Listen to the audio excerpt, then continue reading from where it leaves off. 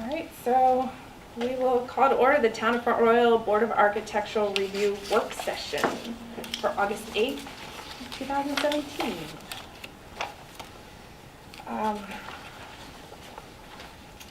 You know the agenda. Sorry, are you trying to turn it off? That's what I was trying to do too. I apologize. Everybody's going to bother. Sorry. So we were chatting a little bit, but the first item on here is the August 3rd workshop discussion. I was just saying that it was a fantastic workshop to be a part of. And I went extra early and even stayed a little later to walk around downtown Stanton and really noticed what they were doing with their buildings, and they were beautiful.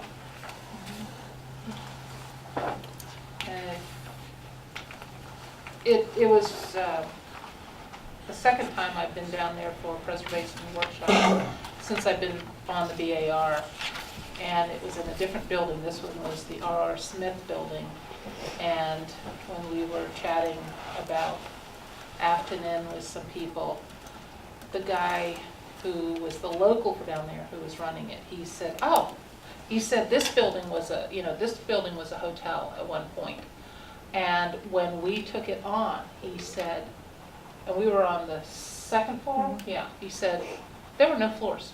He said there was, half the roof was gone and there were nothing but pigeons. And now it's an art center and it's a conference center and I said, how did you do it? And he said, we made a commitment. Right. It was something that we took on, that we wanted, and now it's an asset. And it's not as fancy as some of the buildings in Stanton, so it wasn't just that. It's, somewhat similar, quite similar actually, but not as old as this, that they chose to make the commitment to.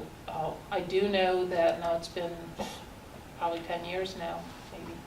I think it was Preservation Magazine had a really, really nice article, I think it was a cover article, on Stanton and what their commitment to preserving the history of the downtown has done for them economically, because companies want to come into a town like that. They know that their employees will enjoy living in that sort of community with the history, with preservation in mind, and it's definitely helped their bottom line. Yeah. So I always think about that when I think about what we can do.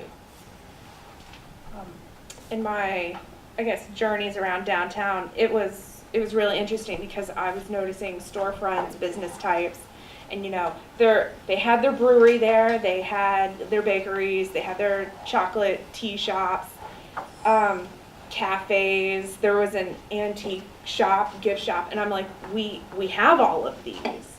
And so it was really interesting to make those comparisons. But the R.R. Smith building really just stuck out. It was a beautiful, beautiful facility. They had small name tags, sort of like room names, but it was like, sponsors of the building. So like the stairwell had someone's name on it.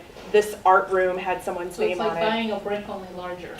A classroom, and they were in the process of developing a community resource for historic preservation, like a touch point, so residents would have a resource that would be accessible.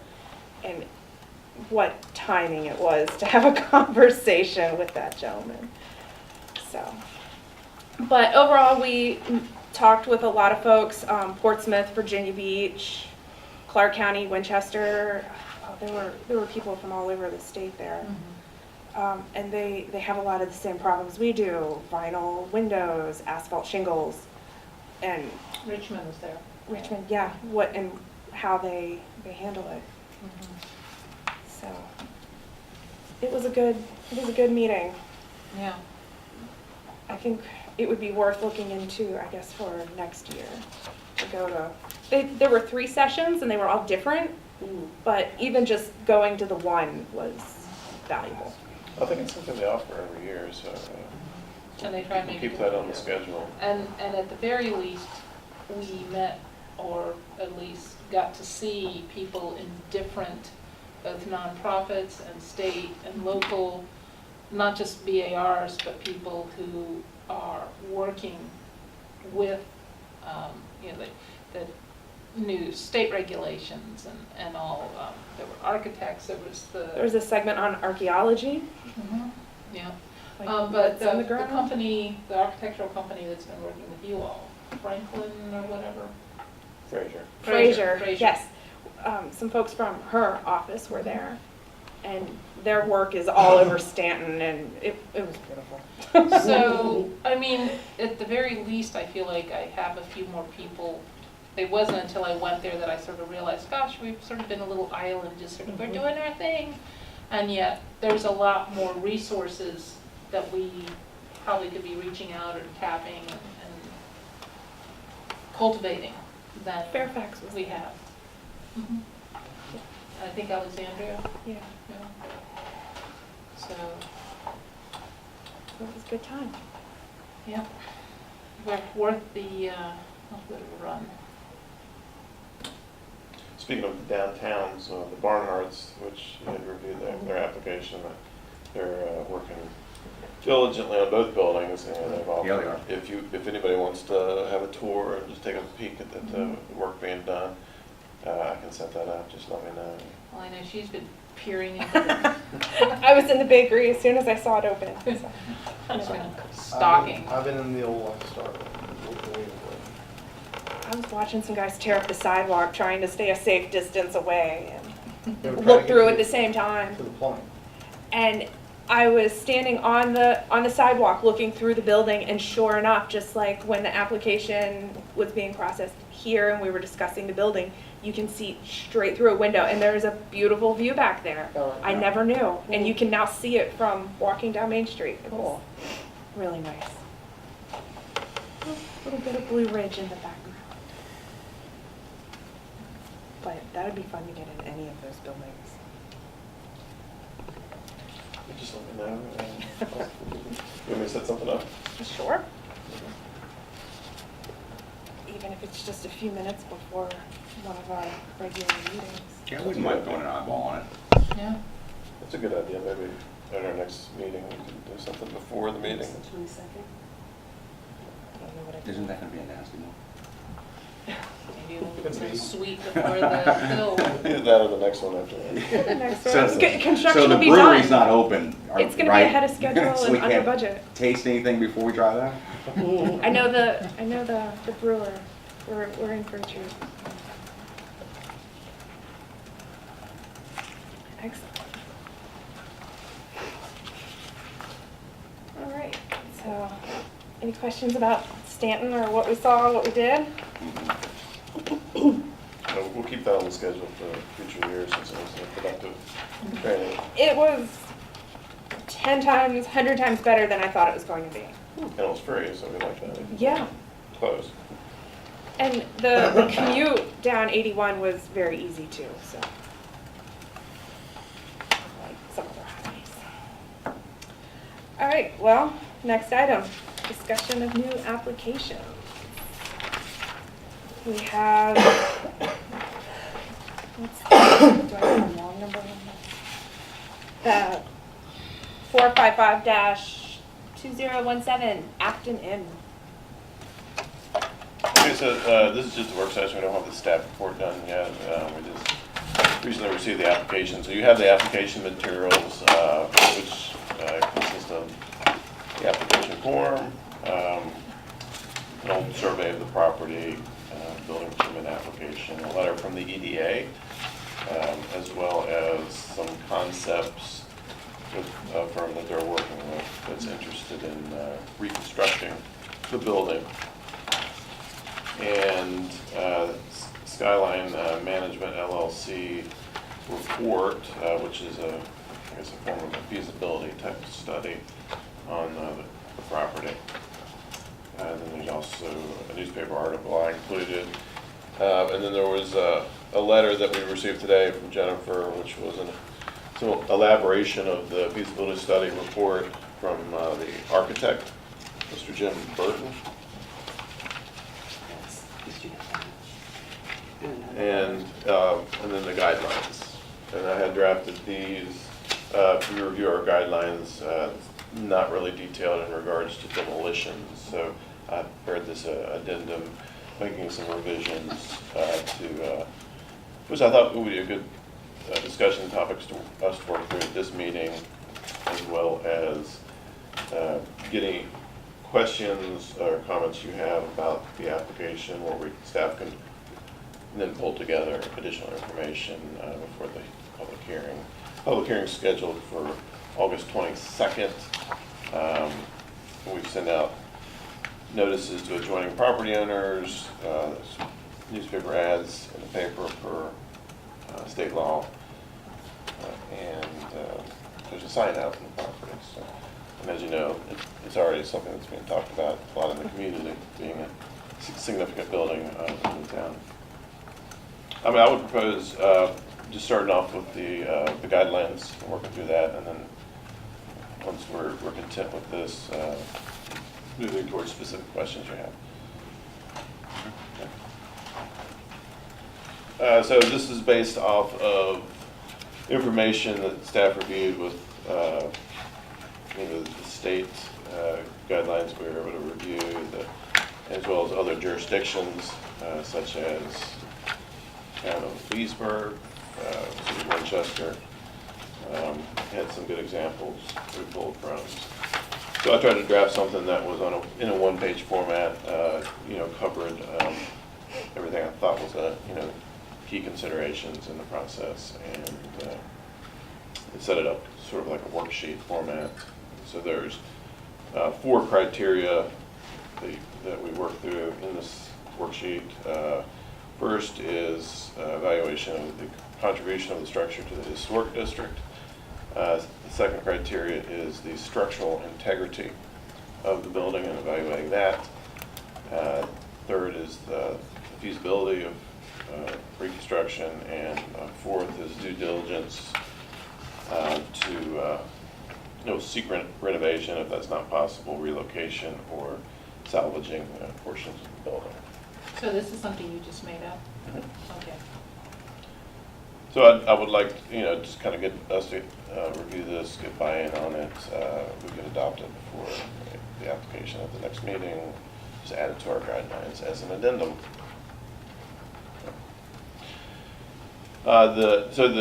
Working at number 1, the first question, again, contribution to the historic district. This is, I think, sort of a black and white answer. Question here is it a contributing structure, or if it's not a contributing structure? So if it was not a contributing structure, you would check no, and then the building is a candidate for demolition because it's not contributing to the historic district. So that one would be, in that scenario, that would be very simple for those type of applications. The second gets into structural integrity, and so it gives some guidelines on things we can evaluate to determine that, mostly relying on site visits to the property by the board, an unbiased report from a structural engineer or architect, a report from a local building official, as well as testimony received during the public hearing process. So if it's determined, through all of this review that the building is not structurally sound, then it becomes a candidate for demolition. If it is structurally sound, then you continue on. So that's sort of the way the process goes. Okay, when you say it's not structurally sound, are you talking about it is an imminent danger of falling down, or if it's just more money than somebody wants to put into it? Well, I think that's in sort of sort of ties in with the feasibility a little bit. I'm thinking more is, what is the condition of the structure? Is it in such a poor state that it's just unreasonable to restore? And I don't think that's the case on the one we're going to be reviewing this month, based on the information. But that would be where the building is just so far gone; it's just a hazard. and really is beyond renovation.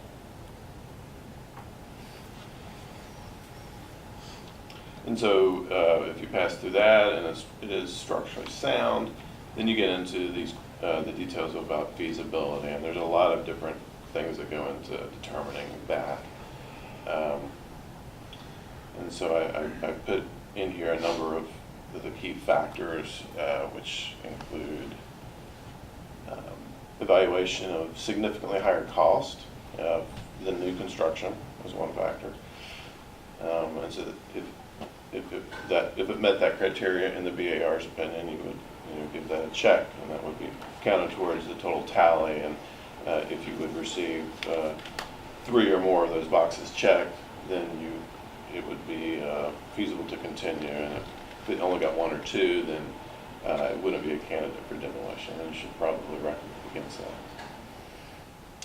that. The other factors are poor marketability due to just the location of the building or a complete lack of usable space related to the building. Environmental factors, could be a floodplain or sinkholes. Local, state, or federal regulations is another. And then lastly, if the building is recognized by the community as a blighted building.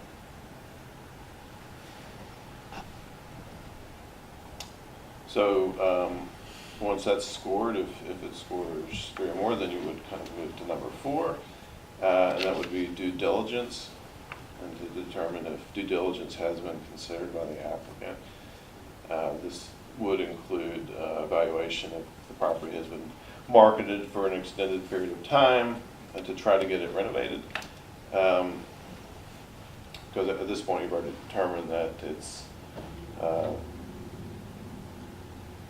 questionable about the feasibility, but it is structurally sound, so you've got to at least put an effort to do what you can to restore it, if that's been done. And then if efforts have been pursued to either relocate the building or salvage portions of the building to save what we can of it, then would become a candidate for demolition. And if those criteria aren't met, then it would receive the X for not being a candidate for demolition. And then there's some criteria on the right-hand column.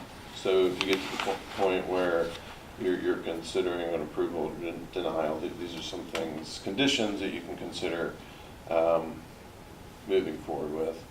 So certainly not all of them are going to apply to every situation, but the first one is the board may require that the applicant conduct a reconnaissance or intensive level survey in accordance with the Virginia Department of Historic Resources guidelines. A lot of the structures we have in the historic district already have that, so that may not always be applicable if we already have that on file. Second one, it could require the applicant to do an archaeological study to document the historic information related to the site. C, the Board of Architecture review may require the demolition application to be reviewed concurrently with plans for new construction. So that would be a case where you don't want the building torn down prematurely until you've got a plan of what you're going to use it for in the future. And D would be assurance that the demolition will be completed once started.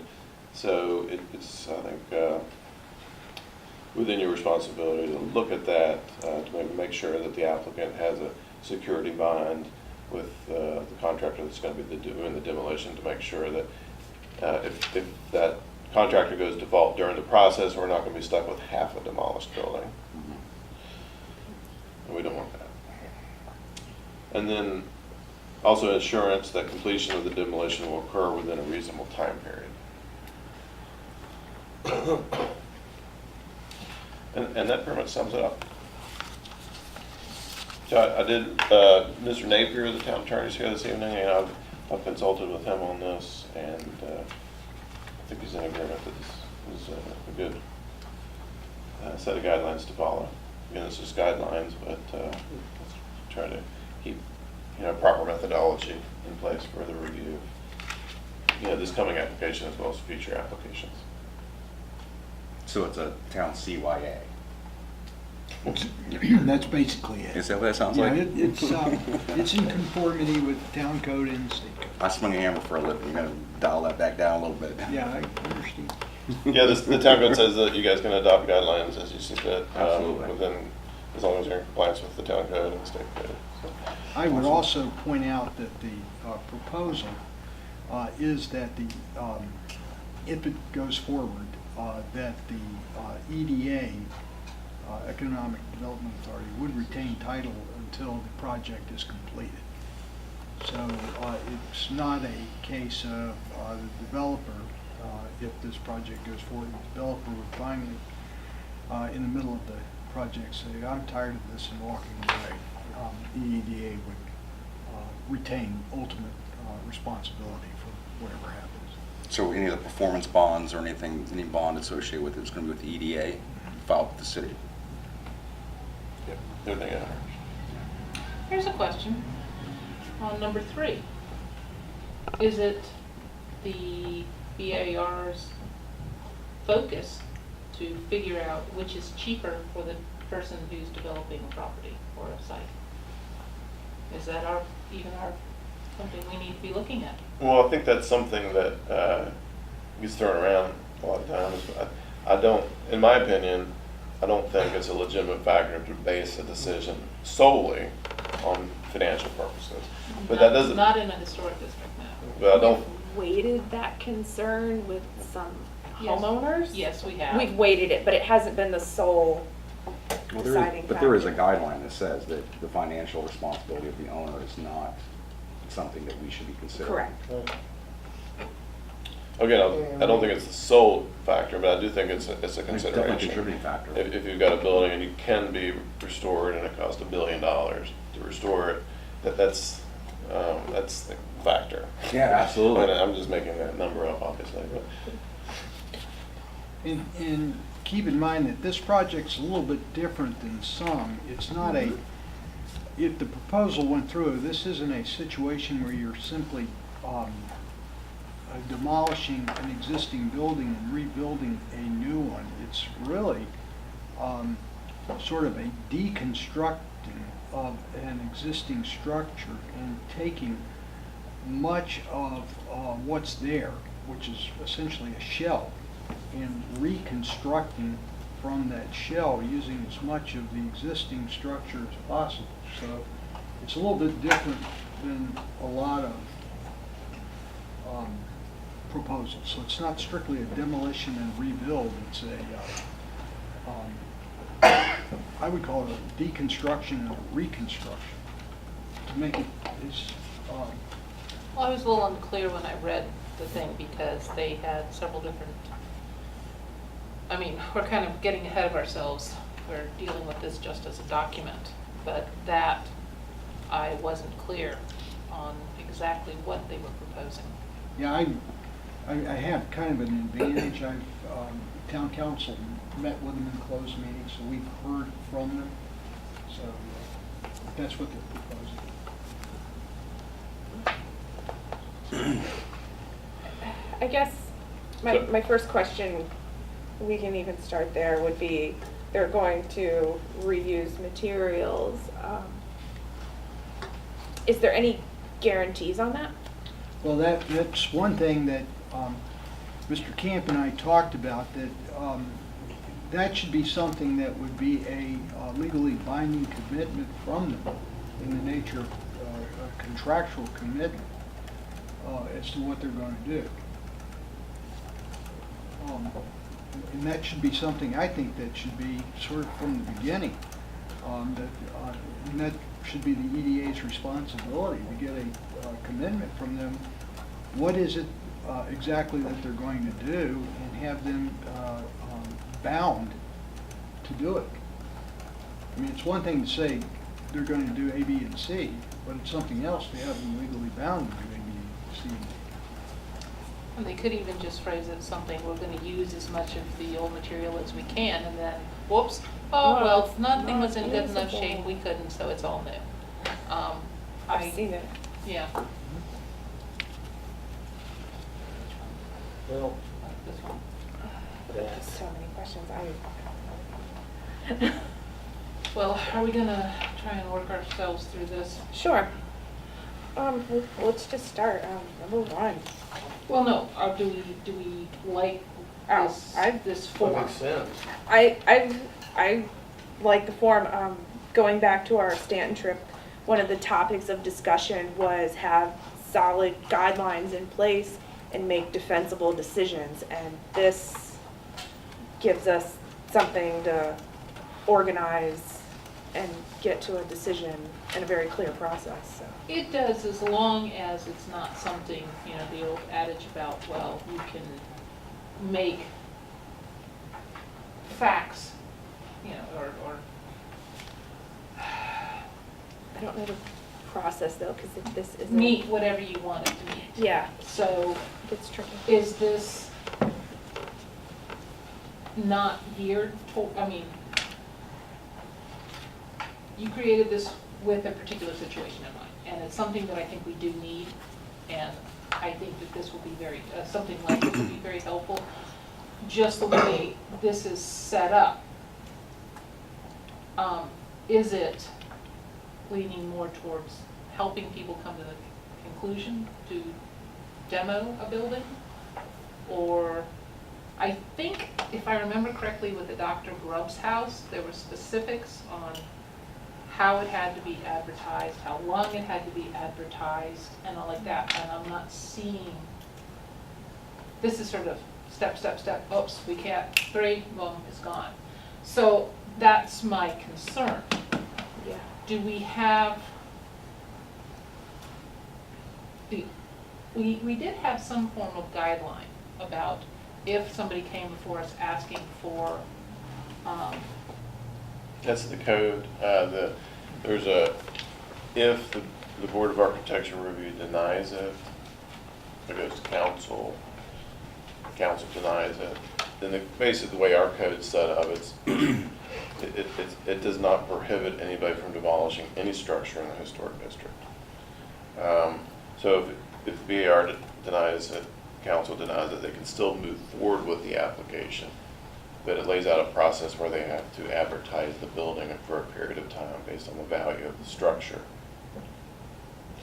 And so that's, I think, what you're thinking of. And it may have been used in the past voluntarily on other applications, but that's not the way it's set up. That's in the the code. only- This is a Dr. Rose, I remember. and Dr. Grubbs is the only one that I've been involved with that they asked for demolition. And Jack Evans was willing to work with us, and all, just with the economic downturn right then, unfortunately. But they went above and beyond trying to make sure that the building was moved or salvaged or something. They just wanted the site.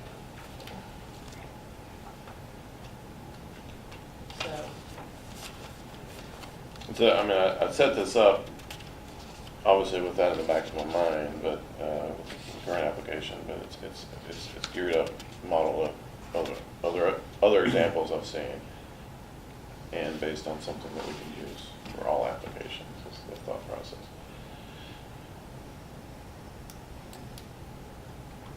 And it's really just a guide. I think only number 1 is a black and white answer, and then number 2, 3, and 4 criteria, it's going to have to be reviewed on a case-by-case example for each different application, to look at the circumstances. I'm not sure there's any other way to do They're it. good discussion points though, while we're trying to make this decision. Exactly. Yeah.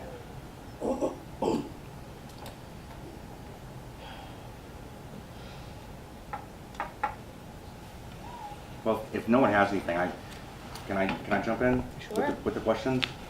Are we going to try to Oh, we're finalize gonna the do this? decision on the Okay. guidelines first? If there's any changes, or if you're okay with this, we can go ahead and put that in place.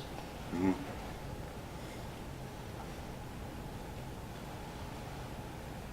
So, probably look for a motion to add this. We'll just go around and do a consensus vote. I'll recommend that. Consensus vote. We've never done a consensus vote on. Well, what do you think? I like it as a guideline, and a reference point, you know, talking points. I don't know if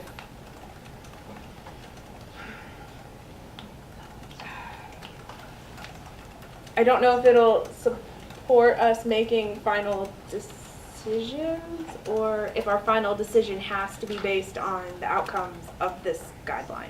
I guess that's where I'm a little, Well, this is an addendum. yeah. I mean, so my understanding, and of course, I've not been doing this half as long as any of you have been, but my understanding is as the addendum, we still go back to the original set of guidelines that we have, that we've been using, be it, There's nothing there on demolition. yeah. Right. Number one question is the only one that really matters. I want to know right now. Is it, Yes. I mean, but a case-by-case study, Yeah. I mean, case-by-case, that would, yeah, if somebody else wants to tear something down, you know, it's have to, at least we have this as Mhm. part of the beginning steps of that. Can I interject? The Please. final decision has to be governed by the town code. Yeah. And it gives you specific guideline, criteria for demolition.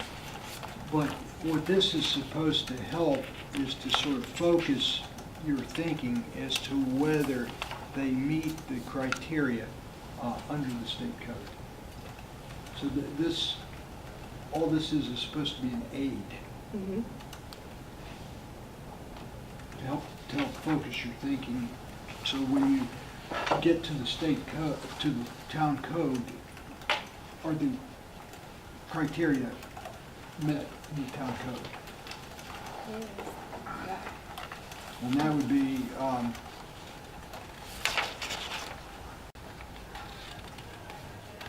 under 175, 93, and 175, 91.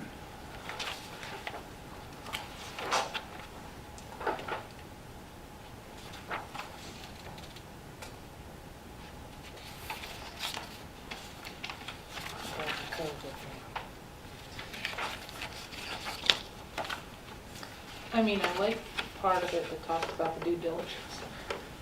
I think that's an important factor. But we have in this town quite a few buildings that are basically being demoed by neglect. And the town either doesn't have the will or doesn't have the laws on the book to help prevent that from happening. So, you know, all of a sudden somebody comes to, oh, well, the building's in such terrible shape. Well, how long have you been refusing or neglecting to do maintenance? You know, that almost happened at the end of my street, next door, of course. So I I do resent, as somebody who's being asked to vote on tearing down historic buildings, that if there's been neglect or abuse that's brought it to this point, and then I'm asked to put my name on it, you know, I have a problem with that.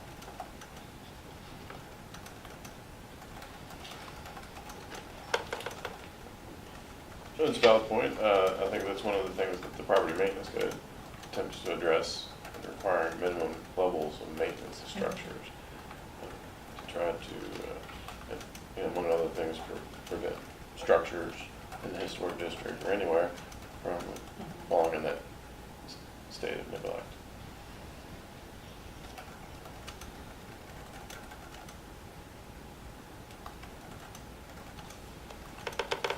We're gonna pass the maintenance code after this bill.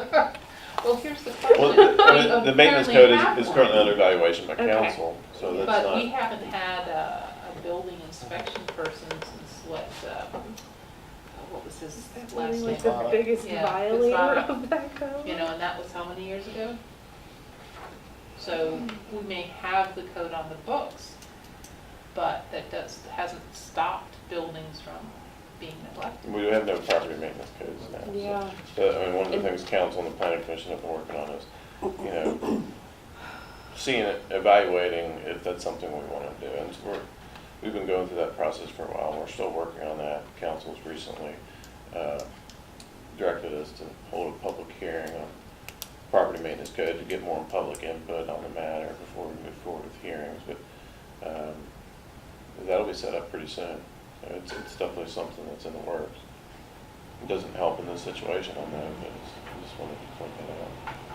So are we basing this then, because I know the property's been sitting on the corner and this code has minimum amount of time that the property's been for sale.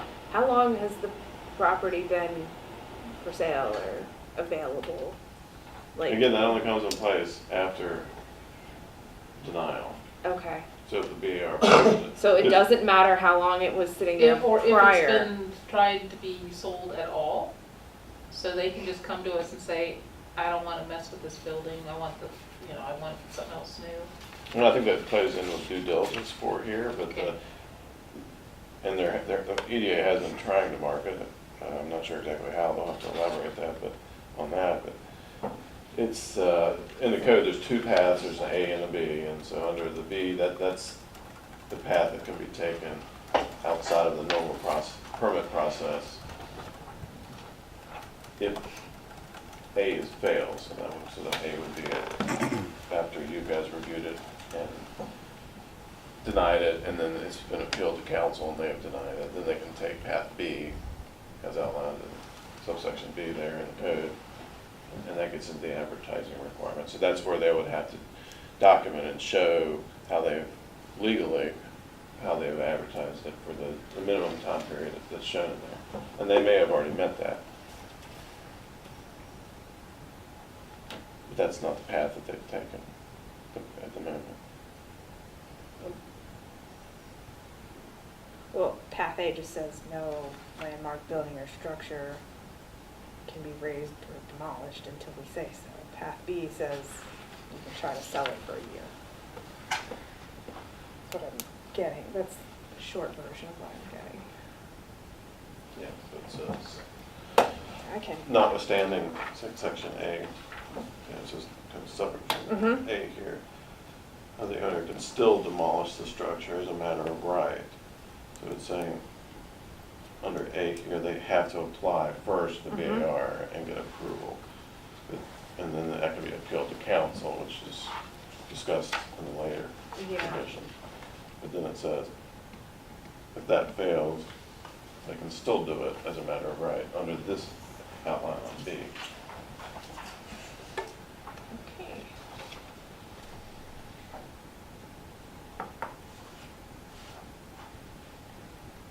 Baby steps.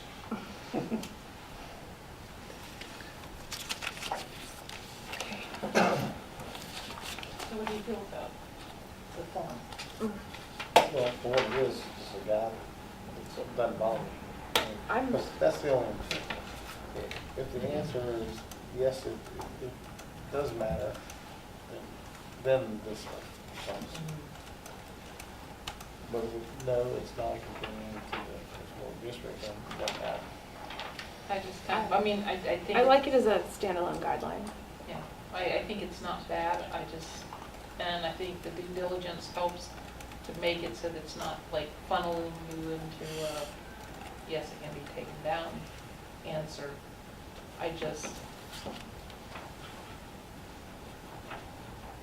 Well, we can certainly, I think, maybe put this on the agenda. It looks like there's general support for it, but you maybe need a little more time to review it. Yeah, it's kind of.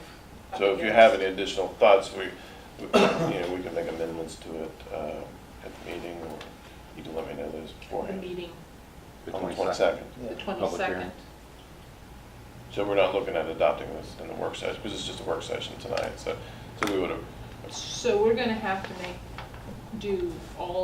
the decision, yes or no, thumbs up, thumbs down on the meeting, at the public meeting on 22nd. the 22nd?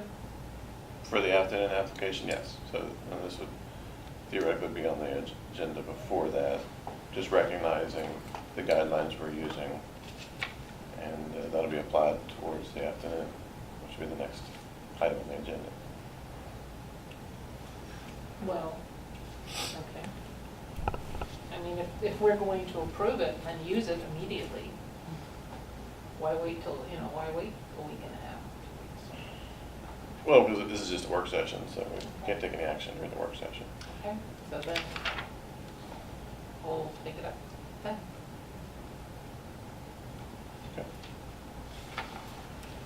Okay. I was just trying to set you up with a logical process to help you through the application.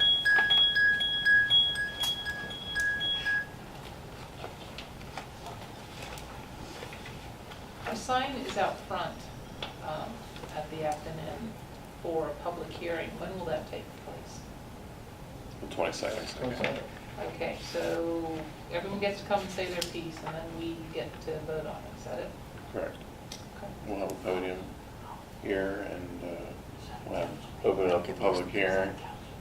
We don't Uh, It'll be at the direction of the chair how long they speak, but a lot of times, it depends on the amount of people there in attendance. If there's a large number of people, it's a good idea to limit the number of minutes.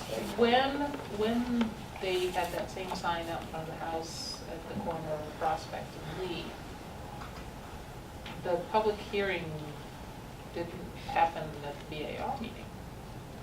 I guess no one showed up, is that it? That was before I was here. I can check the records No, and there look into wasn't. that, Yeah, the house. hearing? The blue one? There was a public hearing. I know, Yeah. the sign was out front. Just no one, Right, there's a Okay. sign out front here. I know, that's what I'm saying. I'm just saying, the last time there That was a one sign got out done. front, that one got done.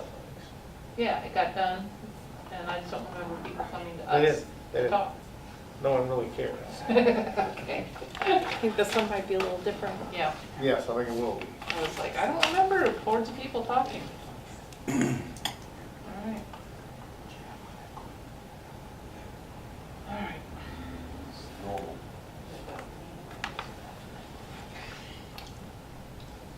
so, questions?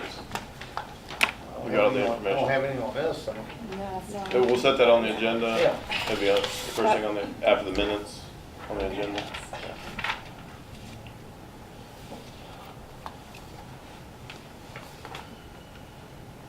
And so I guess about any specific questions we have on the application and the information that the EDA has submitted with the Afton Inn application. I don't know if it's relevant or not, but the existing square footage of the building is set at 8,600 square foot on the permit. And in their argument to demo the building, it's been put at, I think, 7,600. 78. On the Skyline Management, Yes, on the Skyline Management bottom of LLC. a couple pages in, it has 7,800 usable square feet. Yeah, so there's a difference there. The approximate gain that they're insinuating that we're gonna get for tearing it down and rebuilding is 4,200 square foot. So that, I'm not sure what the exact numbers are that we're actually playing with. Because on the official city document, they have it at one, and in the compelling argument, they have it as something else.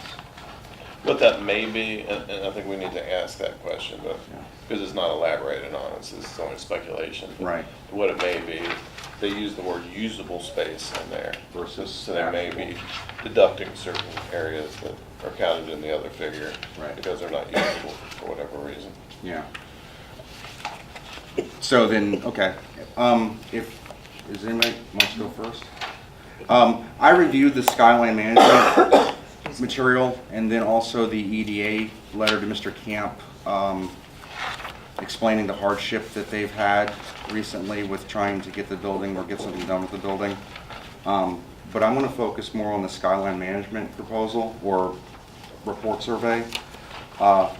First off, it's riddled with limited in their opinions. We've got recommendations on the summary of findings phase 1. We have a number of, I guess, may have. There's a lot of may haves. There's no actual definite information. It's a lot of well, we may have this, we may have that. Then it goes on to the recommendations and goes into very high numbers for all the testing. And then we go down to the page where they start actually itemizing the items. There's no page number on it. It's the Afton Inn project page. Yep. And I've highlighted, after lengthy discussions, it's been agreed upon the structure can be saved in part and rehabilitated for possible commercial residential use. Going through all the numbers, they come up with a budget estimate of $1.6 million. And then they go into more about the usable space, and then they go into, once we've decided that tearing it down is going to be the better option,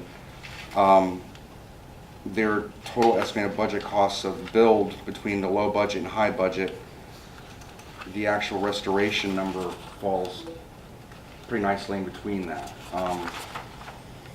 Part of the square footage that they're using as possible usable square footage is going to be the back portion of the building where they build something that I call a studio. That being 2 levels, that accounts for 2,000 square foot of the building, of the additional usable space, which since they have to do what's called selective demolition and wall bracing, they have it down at $95,000. Then on the bottom portion of, they're still going to do selective demolition at $93,600. My question is basically the new space we get from the basement, which they say may approximately be $80 per square foot for usable space, though that's not, we don't know what that space is for. There's going to be there's no plans for a doorway or something to that, so it's going to be usable space within the confines of whoever's renting the property. I thought they said something about the basement would be for the mechanicals. Yeah, I mean, so usable space, that's That's a lot of space for mechanicals. yeah. But the idea is, or what I'm getting from this is they've come through here and they've opened up some very good ideas. I mean, I think it's fantastic that a building be renovated or be put up so that the city can take advantage of it. Their use of the apartments for high-end sort of DC-like condos, that's out of my pay scale. I mean, what they get for rent for those pieces of property, it's not me. But what I am seeing is their own information, which was originally submitted on July 12th of 2016. Now, of course, it's been quite a while since then. The building can be saved. Things like lead-based paint and however thousands of dollars to test that. I've never been in the building. I don't know what's in there. But I would assume, since I have done historic preservation work, that lead-based paint is probably going to be a pretty positive thing in there. The lead levels in the water, I'm assuming that the water has been shut off for a number of years, and whether or not, I really would have a hard time believing there's still lead pipes in there. But if there is, within the renovation or the demolition of the property, we're all putting all new plumbing in it anyways. So from the water main up, it's all going to be brand new. So I'm not sure Why you would do testing? another $10,000 would be required to do that. And I guess last is I've got item 19 and item 20, the contractor general conditions of 8% of costs. I don't know if that's something that we should be looking at or hearing about, and then design fees at 10% of costs, because that accounts for $248,000 on this, and I'm assuming that in their numbers here there's a profit margin for them as well. So the additional $284,000, I'm not sure what that is. But when you get down to a number where at the end, with low budget projections of a rebuild being at 1.5, there's a $35,000 difference between the number that they're giving us for renovation, and then on the high budget side of $1.8 million, that's $189,846,000. on the wrong side of the fence. So, the issue I have is, and being in the construction industry, is that we don't have there's not an actual plan. There's not an actual, there's absolutely nothing but a pamphlet which was done, which does show some of the dimensions of the build, but I can tell, or I can see that from their elevations, they're gonna be adding, like I said, the 2,000 square foot to the back, which in their argument for the case, there's roughly 4,000 square foot of usable space that's being added if we put a basement in and we do the additions, which the additions are going to be put on there either way. So it's not so much as a sink or swim kind of deal on that. I would caution in trying to mix these two planning type of documents from the different contractors together. Right. Skyline Management, like you said, it was in 2016, so I think this was submitted, I believe, by the EDA to document how it has been analyzed and feasibility studied, and I think it's showing basically that it can be restored, but we can get a lot more for our money and add it usable space if we reconstruct it. Right. Something similar. And so it's not necessarily going to jive with what the new company is going to work with. Right. We don't have a plan for that. Yeah, I mean, there's no pictures. I mean, we're being asked to tear down like I said, I've only lived here a year. The Afton Inn is sort of, when I come into town, you know, I've got a store in town. I try to do a lot of other things in town with local merchants. It's one of the first things I see. And without an actual artist rendition or something other than this, because this picture right here is not in line with our district. No. And what it's going to do is put two peachy cream buildings right next to each other, which would be this building and right next to it. I think that before we put ourselves to fire and with public hearings and all that kind of fun stuff, maybe we should have a better idea of what they're actually going to do with it, a time frame of when they're going to demo or projections, something, before we say, here you go, we just put a 110-seat brew pub in, and guess what? Wow, we just ended up with a perfect parking space for that. Because parking is limited to begin with. And then of course I know legality, even surety bonds and all that kind of good stuff to keep the project going, but we don't have a lot of information other than, like Jeremy's pointed out, we have multiple construction and structural reports. One's a year old, but I'd also would like to know what in a year has happened that now all of a sudden the numbers have escalated to a point where in the article that was in the paper, you know, we're $3 million now. What has changed to impact the building so adversely, and what has happened within the economy that has raised the number a solid $1.5 million more than originally estimated? Things that you don't know. I mean, like I said, I carry no opinion either way. I mean, I'd like to see the building restored, but at the same time, in all fairness, you know, you go down Main Street, 90% of the other buildings are not far off of what the Afton Inn looks like. I'm not saying structurally, I'm saying visually. We've had some fantastic investors coming in town. Barnharts are doing some wonderful things. But it's a block here that we're doing work, and we've got this block over here that we're doing work, and this property right here, to me, doesn't look too terribly different than the public access walkway between 130 East Main and the building right next to it that's literally falling apart. Literally. Also, there was Family Fun Day that CNC put on. I was actually there when I don't know what the name of the building, the paint building right next to CNC, the red one. Warren Paint. Warren Paint. It's falling apart. Well, actually, it almost hit somebody. Gary Boyd Sr. was within a foot of being hit with a piece of Yep. the detail that fell off the front of the building. I didn't see it happen, but Gary's dad, Gary came over to me and talked to me, and the piece of detail was right there on the sidewalk. So, I can say within the last year, there have been reports or, I don't know, of pieces of the roof of the Afton Inn blowing off. right, And just through parking and going to these meetings, we've seen brick literally fall out like the side window. There's a pile of brick on the ground right now. oh, absolutely, and That's new deterioration.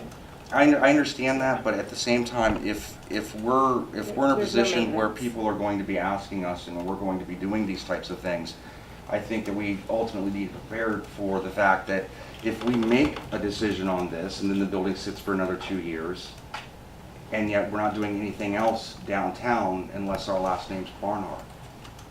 So, I mean, I think that, you know, we're kind of setting ourselves up to be, let's go do this, and we're doing all of these things to get grants and all that kind of fun stuff, but at the same time, this is a key, in my opinion, this is a key structure. And Yeah. this, even with the careful, precision-based demo, I question whether or not throwing scaffold up and going in there and doing all the masonry work for the same amount of money that they're, I mean, it's $92,000 at one side and then 93 on the other, which I know it's a year old, but that's all we've been provided to make a pretty pertinent decision or big decision on, is outdated material, inconsistent material, no end game, and the day of this, they conveniently give us yet something that this actually should have been considered when I downloaded this, when Connie gave it to me, And that's City Road. that this should have been something that should have been forefront, because this is actually the new crux of their argument. So, that's it, I'm done. I've said my piece and my mouth's dry. Well, I know this was the EDA's response, this letter, from my request for them to elaborate and provide more detail on the skyline Absolutely. usability study, so that's Yeah. where that came from. But we should have had this in more timely fashion. Especially since the 22nd, we're gonna have a public hearing and there's gonna be all these people. And being on Main Street a lot, I talk to people. And as far as any of the buildings that I've been aware of, or the names of, we've got the Shank Building, which is down the street, it's not downtown, but the Weaver Building. The Afton Inn is something that everyone in Front Row knows about. And EDA's had it for, what, 2 years now? Well, yeah, they've said they've been trying to do something with it for the last 2 years. And then, like Jeremy pointed out earlier, we don't have, you know, their due diligence. They may have actually already done all of this. But having that be the case, had they done that, I would have thought that they would have been in front of the BAR earlier with the earlier development issues and or whatnot. And maybe they did. No. Well, and the other thing is, even if they are doing the due diligence, where's the maintenance? Well, there is that too. But then again, it goes back to the same argument that we're not, if they're being held to a higher standard and nobody else on Main Street is, I mean, realistically, we're looking at a 10-year plan, I think, to have Main Street look like Staunton, or look like Warrenton, or start looking like Winchester, because, I mean, we're doing a fantastic job of sort of knocking out these key buildings, but realistically, unless there's an open dialogue between the people that actually own the buildings, or some sort of accountability as to why they're not maintaining their buildings, again, it goes back to my original argument that we're sort of, even with the addendum and bringing up new things to sort of cover our hindquarters, there has to be consistency with this. Well, as Angela mentioned to me, she said, you know, if you're trying to sell something, you don't let it continue to deteriorate. If you're trying to sell your vintage hot rod, you don't set it out and park it under a tree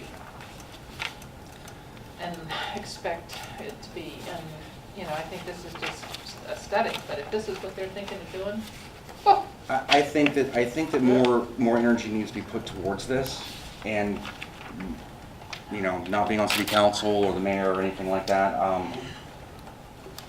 that more energy should be put into this, and once we have more information, then we can actually make a sound judgment or something. But I think that having a work study today, where we've spent a large portion of time going over what the addendum should or shouldn't be, and then being held to a public hearing on the 22nd, I don't see that we're ready to make that decision. Even without the time spent on the addendum, I feel that we're sort of getting pushed to make this call. Yeah, I mean, I don't feel that personally, but I definitely think that it's a landmark building, and that more energy should be put towards this. But again, that's my opinion. I've only lived here a year, and I swing a hammer for a living. So, if I did anything more, I'd be doing something else. Would it be possible to still have the public hearing on the 22nd without doing the official vote from our group on the 22nd? Because, you know, we're requesting a little more information, some clarity, and, you know, a discussion. And frankly, I'd like to, you know, hear the public on this. Yeah, what happens if somebody in the public... After Envision Front Royal and historic preservation was key, are those folks gonna still come out and be like, you better save our building? Or is the room gonna be full of people with picket signs, tear it down? It's been boarded up, you know, most of my life. I'd really welcome what the public feels on this. What happens if somebody, or a couple people from the public come up with questions Yeah. that we don't We have can't the answer. answers or the information for? Do you want me And to yet- answer that question? I was going to, but you're welcome. Well, you can answer it if you want. I mean, I was just gonna say, the purpose today is to kind of, we're taking notes, we're getting the questions you have. We can't answer those, because a lot of those are applicant driven, but I can get with Jennifer and get her response to that, get you the information, and there's no, ideally, we'd like to make a decision to, you know, to have a prompt, efficient process, you know, the day of the public hearing, but there's not an obligation. If there's overwhelming unanswered questions, you can either decide to vote on it and vote no, or you know, you can, I mean, work with the applicant on extending it to get more information, get the answer to the information, and come back at a future meeting and make a decision. I'm just always leery when somebody makes an application and they don't show up to answer any questions. Well, what I was going to say is, you can have the public hearing and you can defer your vote. You can't defer your vote indefinitely. Correct. You have Yeah. to have a vote within a reasonable period of time. But you are allowed to cogitate, if you will, and think about it, and then vote at a reasonable time thereafter. 'Cause I this think is- our next regular meeting is 2 weeks, probably after the public hearings. If it's the 22nd, 2 then or it's the 3. Yeah. second Tuesday of September. Because this, I mean, this is huge. This is a very historic building. It's in a very prominent place. And Most important forum for the historic district. it's pretty much the most important corner in the town. And so I don't think that this is something that is just a quick snap vote. We have questions that you're going to try and get answers for. Well, what happens if members of the public bring up questions that we don't necessarily have the answers for right then? You know, and yet if we were committed, which we're not, to making a decision, I think that would be a disservice, because we wouldn't have investigated their concerns. I think that goes along with what Doug's saying, that you're not obligated to make a decision. How long's it been You can vacant? table it for the vote. Many years. Years and years. I lived Decades. here Literally decades. 20, I'll go with decades. Yeah. 28. I grew up here, and it's been vacant since the early 80s.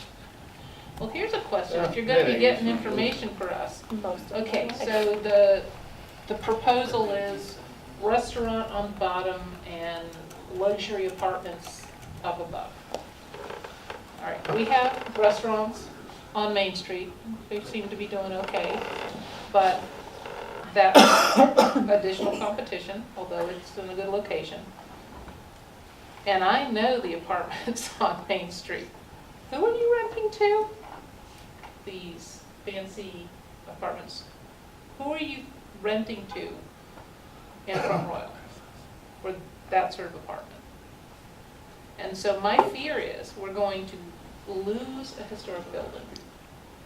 And it's not going to be a successful changeover into this new manifestation. I have great concerns about that. That it's not going to be what they think it's going to be. They're going to put a lot of money into it. It may not, how long it's going to take for them to recoup their investments. And not to be just negative, but I want to make sure we do this, whatever we do it right. We've seen And this. We had an applicant that wanted to demolish a small structure in the back.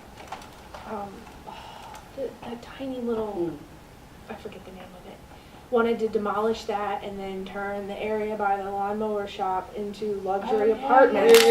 Yeah. And he vanished. Well, before that, And then there was the other one with the two houses that are similar. and he was on the board, actually, and his stepfather took it over. And he was putting luxury apartments in those Queen Anne's down near Stokes. And he had medical issues. And he suddenly had to bow out. Every Looking luxury apartment plan we've seen has failed. Yeah, but that's not our, that's not what Right. we're And here I for. actually, Right, I correct. actually was on the board the last time somebody came. They presented a plan. They didn't show up. We had a lot of questions for them. And since they sent no representative, and by that time they'd gotten approval from one other group and not, so there were sort of warring factions, not in the BAR. Mhm. But we had real questions. He was going to do it up like it was someplace in Tyson's Corner or all. And so we had some serious issues with the design. And so we ended up tabling it simply because we were like, we're not going to make a decision one way or another because there's nobody here to, and I don't think anyone heard from him again for 6 years or something. Well, I mean, I think proof of the fact that the town front roll is changing is someone like me. I moved out here, and I have a very small and growing client base of people that are also people that are transferring or they are commuters. So I think that there is a market. There obviously has been enough case study for this type of renovation work and possibly the apartments, but again, that's their profit and loss statement. But there's obviously been enough studying that's been done because we're putting in a brew house, which everyone was very excited about at the last meeting, or the meeting before that. But I think ideally, whatever their usage is going to be above the second floor, I mean, it's nice that they're putting apartments in, and there are people that are moving here that recognize that. Unfortunately, it goes back to the low-income housing that is on the rest of the street, but 10-year plan, that's going to improve. But again, I grew up in Alexandria. I know. I moved out here almost 28 years ago. yeah, you don't count. Yeah. I But- think this goes back to, we're being asked to weigh a lot of factors, like cost should not be part of what we're looking at, but we do look at cost. Yeah. And So so we have to, we when try we're to being be asked, sensitive to it. when we're being asked, hey, let's tear down this building for luxury apartments, and we're like, but that's total loss, and we haven't seen luxury apartments get off the ground yet. Right. So that's where I'm going, where I'm looking at this, like, this is, once this building comes down, it's not coming back. Well, they'll have to, I mean, the Yeah. speaker talked about, there is contracts, there's a Yeah. lot going on there that, where they're trying to tear this down, and they've got a lot of money, so they want to get it up as fast as possible. Yeah. Because it's just a giant sucking sound of money flying out the door. Yeah, But whether or not the upstairs is being used as apartments or not, the retail space is going to be fantastic. And I say that because between the Afton Inn and to 130 East Main Street, there's basically only 2 other shops that aren't going to be restored at that point. Because 130 is currently, the inside's being done, and next summer we have plans to do that. So a whole city block of front wall is going to look fantastic. The other concern I have, and of course it's with zoning, is again the same thing I brought up the last time with parking. If you're going to put that many apartments up there, where are these people going to park? Yeah, zoning absolutely has a say in that. Absolutely. But I do think it's a consideration because we're being asked to decide the fate of the building, and we're going to be putting in, I don't know, let's just estimate at least 50 seats in a restaurant. So we've got that, we've got the Barnhart's putting in their 150 seats or 110 seats. We've got a Thai restaurant going on across the street. So I think, again, maybe not our issue, but at the same time, it is definitely connected to what we're doing.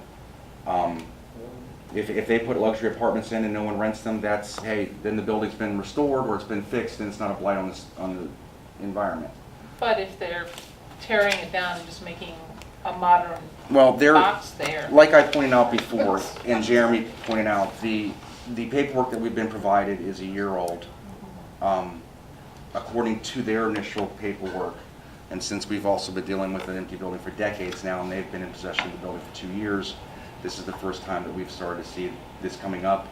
I think we need more information, because according to their paperwork, again, outdated, the first couple paragraphs, it says the building can be saved. The monetary value that's been associated to the restoration versus building is still in the favor of restoring the building versus tearing it down and putting it up, because then, of course, then the budget goes higher if they're putting a new building in. So, I mean, without any more information, I mean, it's a work session, right? So, It's just work session. absolutely. Were all So, of these I'm working documents through this. presented to council in the closed? No, just the proposal of the new group, mode. Okay. All right, I've got some stuff I scribbled down. I'm just going to throw it out there. You can either write it on your list of things. Maybe somebody will answer some of them. I've got another obligation. Okay. Thank you. Thanks, Doug. It seems to me that there's been more advertising about tearing it down, articles and stuff, than about trying to save it or sell it. That's just an observation. All right.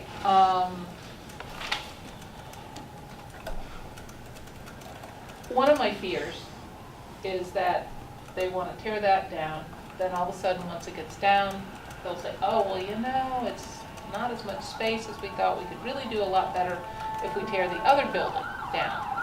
So, and that's not even a really great building. I just have this fear that we're going to have an empty corner with nothing but new stuff right there.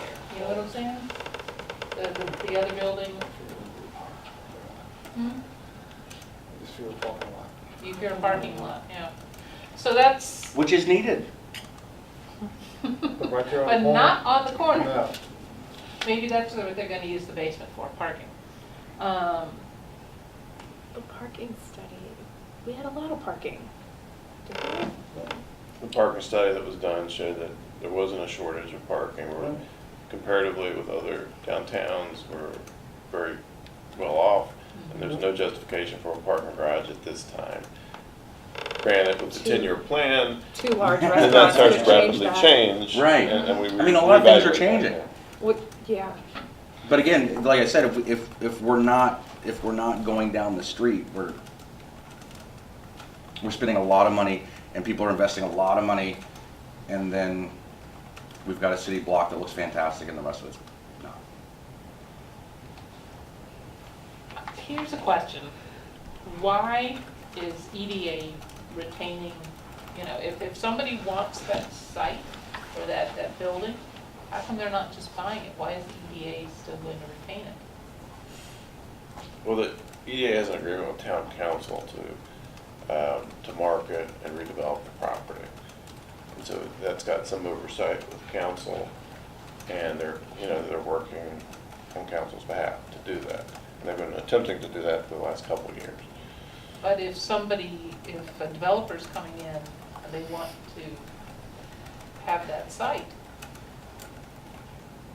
Then I there'd be guess there should be a contractual agreement, like the attorney was saying, with that contractor and the EDA, and So- maybe the town as a third party, you know, where we've got those guarantees But- during the construction process. okay, other than if we get something other than a blighted building there, who's benefiting from it? The developer?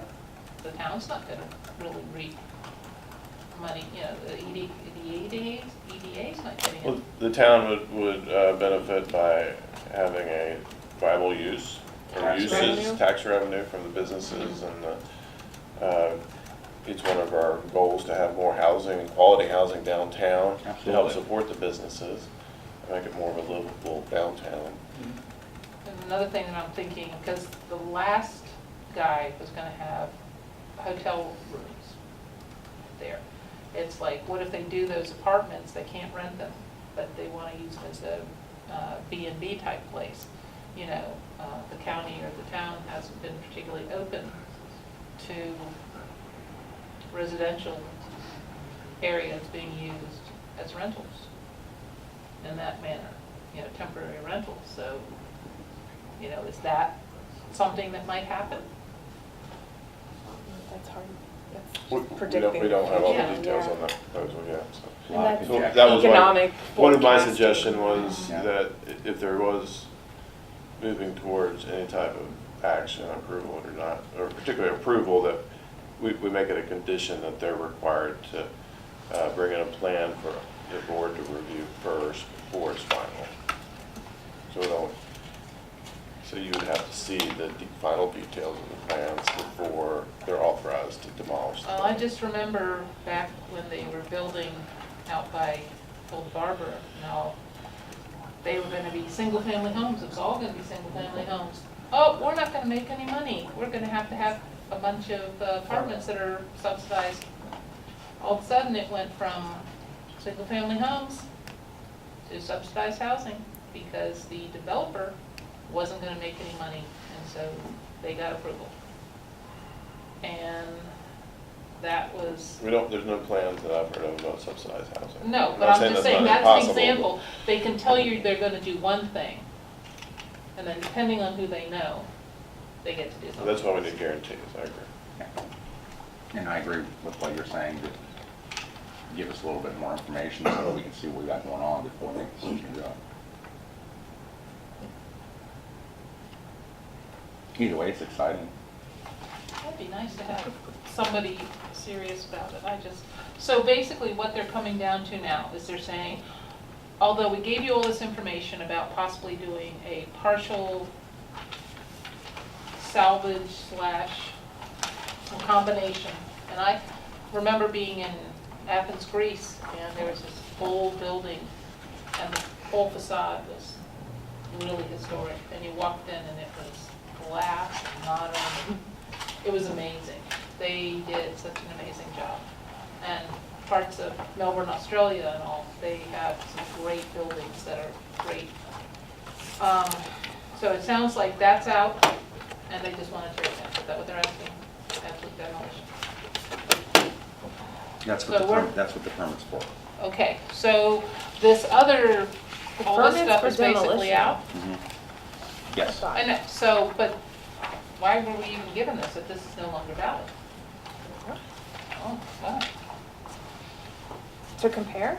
I don't Well, I know. think that one's still valid, that's what the EDA is pursuing, but it's not part of the application. The only thing they've applied for is for the demolition.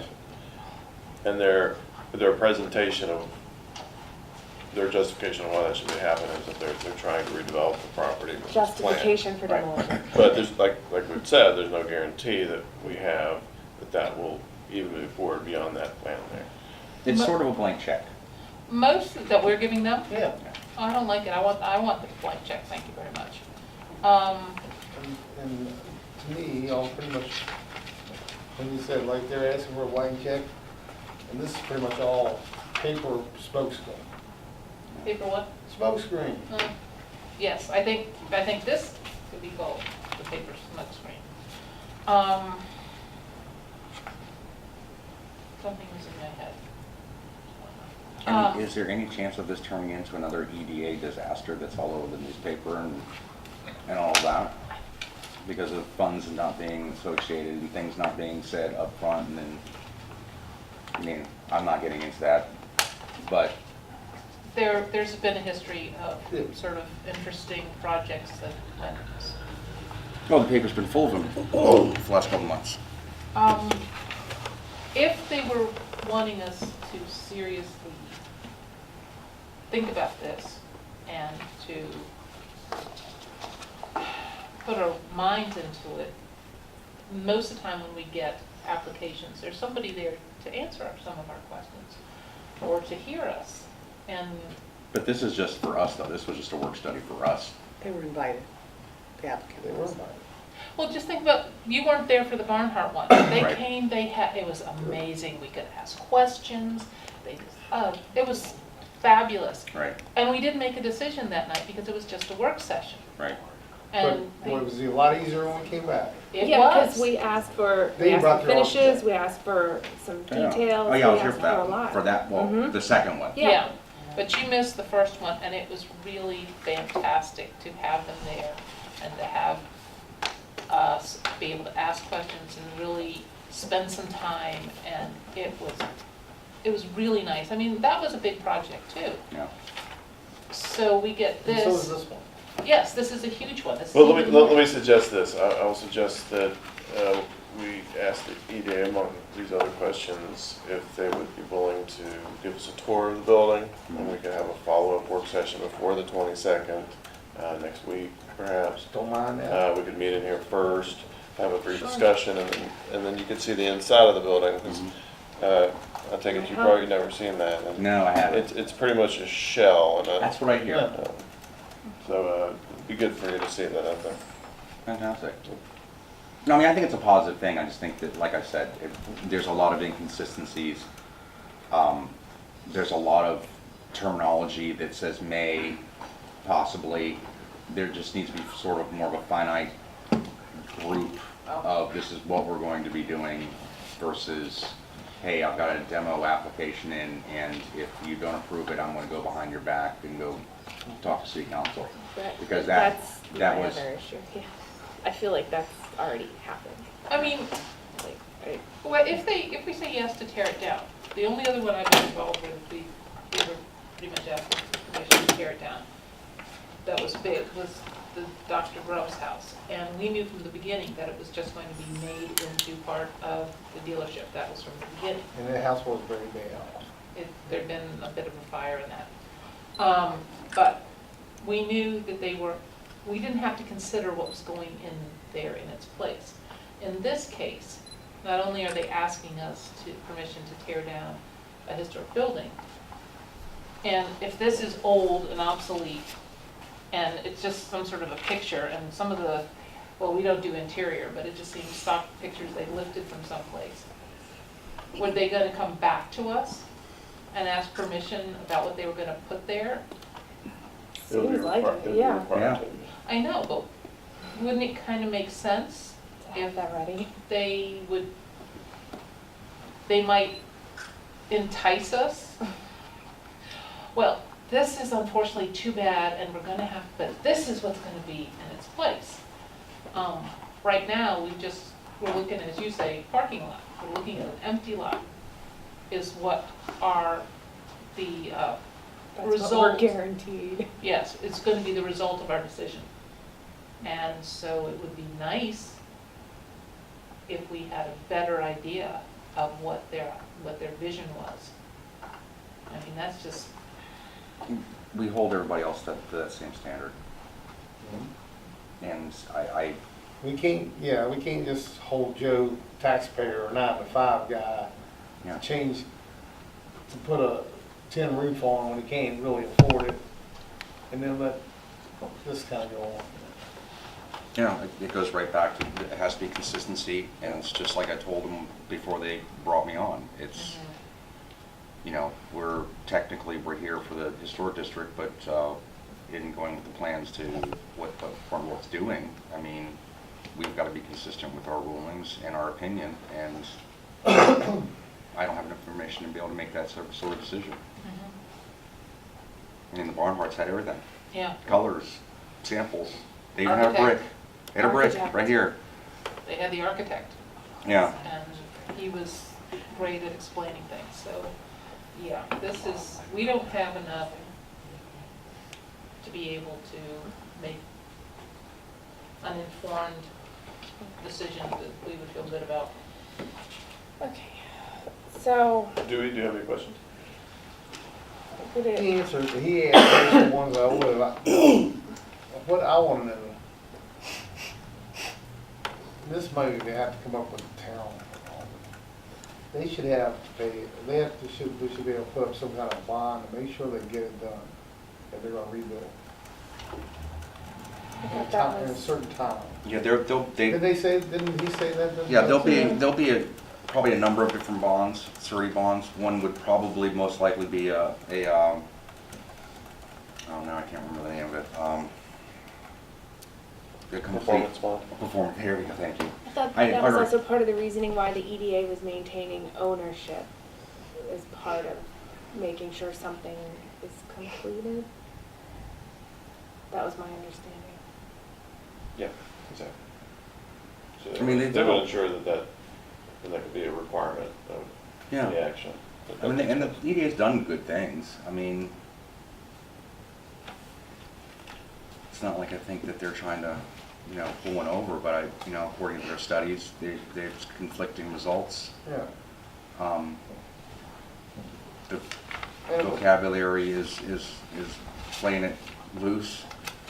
They firm up some stuff, give us an idea what they're doing, and come up with a game plan. They've obviously had 2 years to come up with this, or be working on it.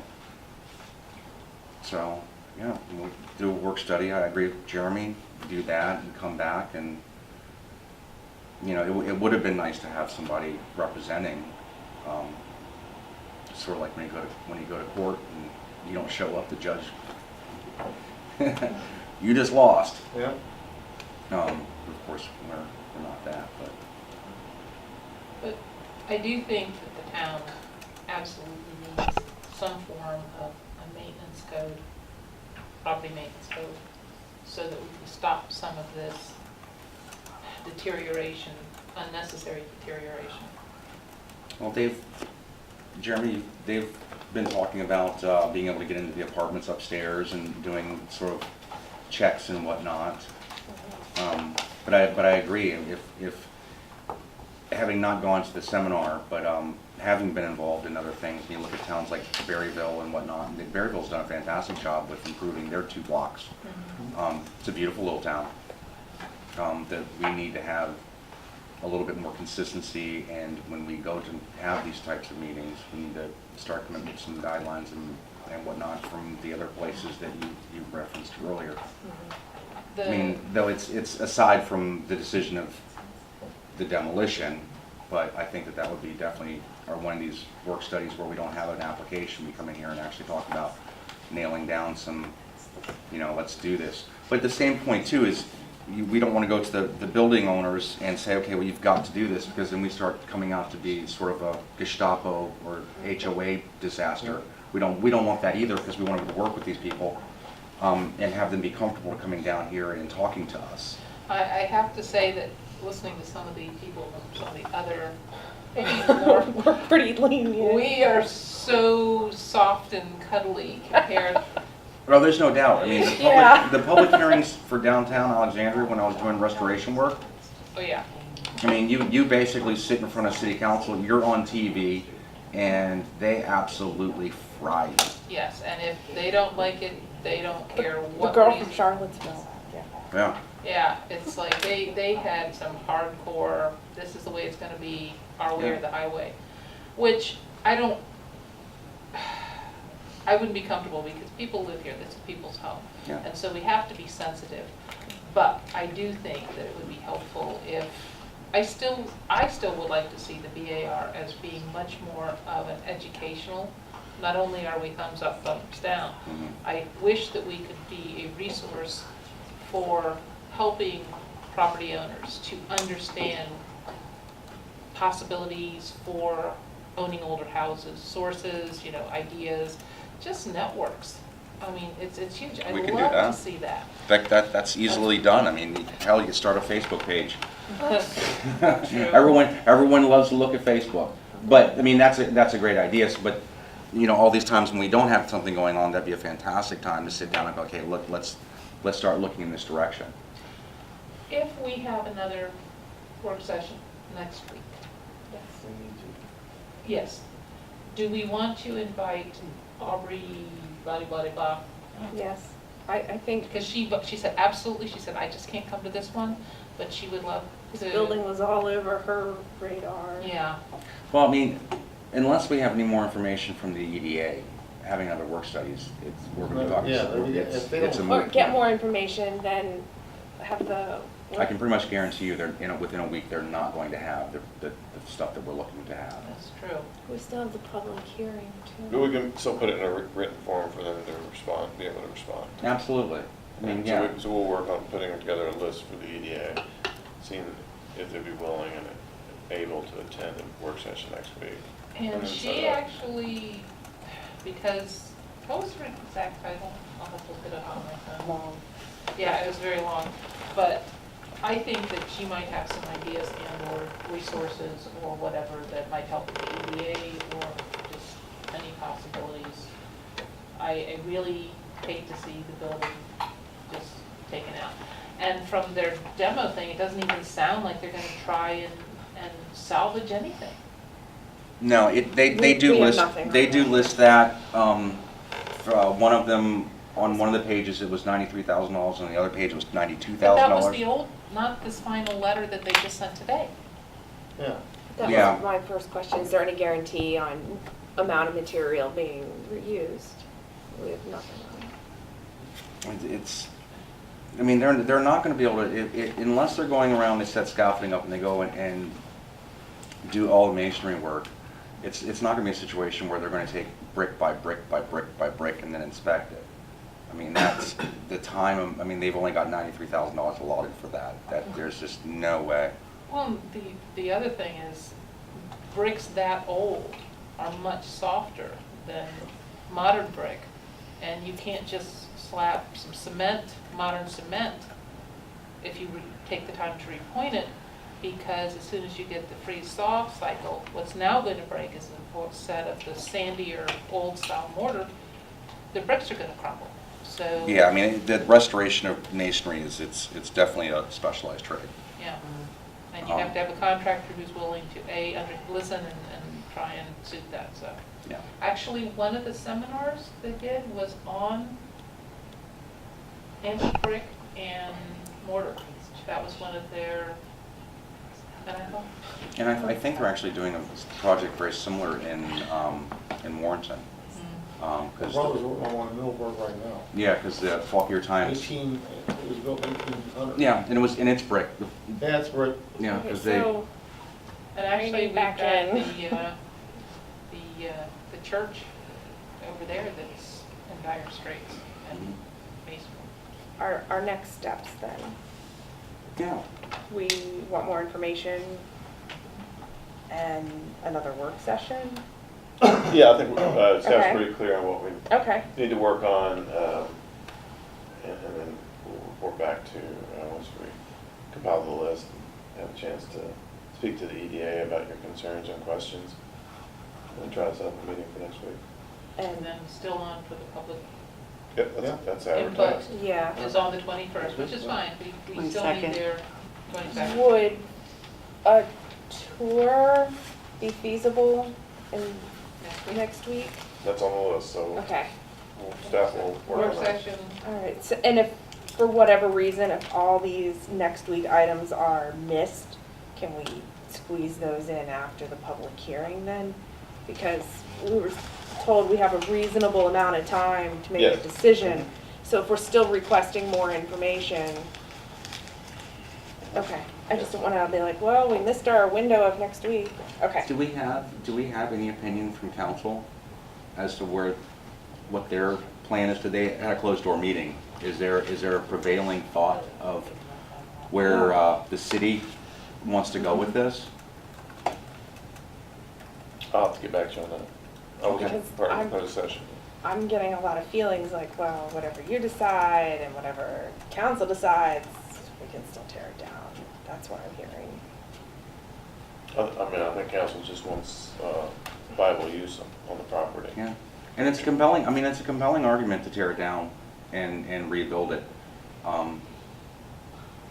They would, my opinion on that would be that they need to come up with a better drawing or something that's consistent with the rest of downtown. Well, we don't want to do it that way. We want to look at where downtown will be in the years to come. But it has to be harmonious. I mean, I guess that will strike before you, the house on Virginia Avenue, Mhm. that's between the, like, 1890s and then, High Empire, mansard roofed one that's been turned into apartments, so. Yeah, one a that's- lot of those have been, yeah, I saw And that. they squeezed the house onto a lot between the two. Mm. And because they were very sensitive to I mean, Virginia Avenue's got a lot of different ages of houses, so a lot of different styles. But I think that the average person going by would just say, oh, what a really nice house, not, oh my gosh, look at that new house. It Right. really is suited to that area, and what they've shown us, Yeah, I mean, if they keep in line with that, and then the next people driving by, if they'll see a really nice structure and not know that it's not original or not. I mean, there is that, and having more usable space is also a compelling argument. But just need some more information before I can make a decision. But I do kind of resent, I'm in a bad mood, that they gave us all this information, and I was like, okay, well, there's this possibility, this possibility, Right. this possibility, and then, oh no, well, there's this document, we want it gone. Okay, Why well, did you waste my time? We're Yeah, I know. going with this. Okay, other than this application that we're looking at, anything else? Other? On the No. floor? Okay. Then, Session adjourned? yeah, I'd like to adjourn this session. Okay, very good. Thank you all. Thank you.